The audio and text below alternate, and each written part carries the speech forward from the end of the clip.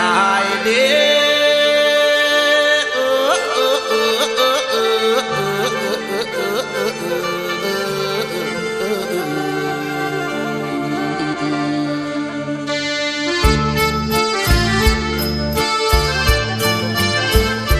เป็นตานายสังมาเป็นตานายเจ้าก็สินายไผ่ฟังก็สินายนายผู้สาวบ้านเฮานานายน้อยหรือใหญ่ก็รับใส่ปากโลดกินข้าวโพดบานเป่าแกนแขกสีกมาแดกเพราะบานลอกคอเว้ากับพ่อแล้วเว้าแบบแค้นเว้ากับแฟนแล้วทั้งจ้าทั้งจ๋านายบอกหนุ่มบ้านเฮานานายบ้านสุไทยเลยนอสุดยาไปทำนาละนั่งห่าวนอนห่าวนั่งเว้าสาวละสอดเศร้าสอดเศร้าโอ้ยกินเหล้าพอบ้านให้หนูเบิ่งเขาดูสังมาเป็นตานายเป็นตานายและสังมาเป็นตานายเจ้าก็สินายไปฟังก็สินา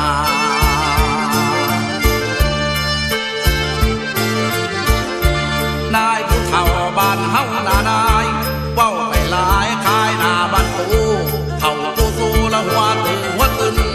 เฒ่าบ้านพื้นละทำมาทำโมเฒ่าบ้านตูแห้งเฒ่าแห้งหาวทอดยำหนาวละห้วยสีเกดีค่อยก็สินายหมู่เจ้าก็สินาย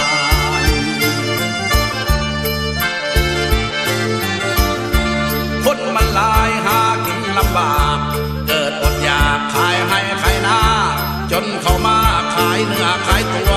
เลยหนีผัวไปขายสะโพกเอาไปโยกให้คนกรุงเขาเบิ่งเป็นตานายและสังมาเป็นตานายเจ้าก็สินายไปฟังก็สินาย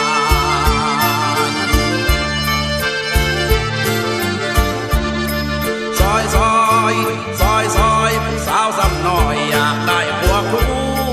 แม่ดูไปนำหอยเกิบนำไปโดนเติบกลายเป็นเกิบพะโลงทุ่งมงละสาวเลยถูกพุงผ่าสลุงละของอายบ่งามเลยหนีตามนักร้องฮิตวี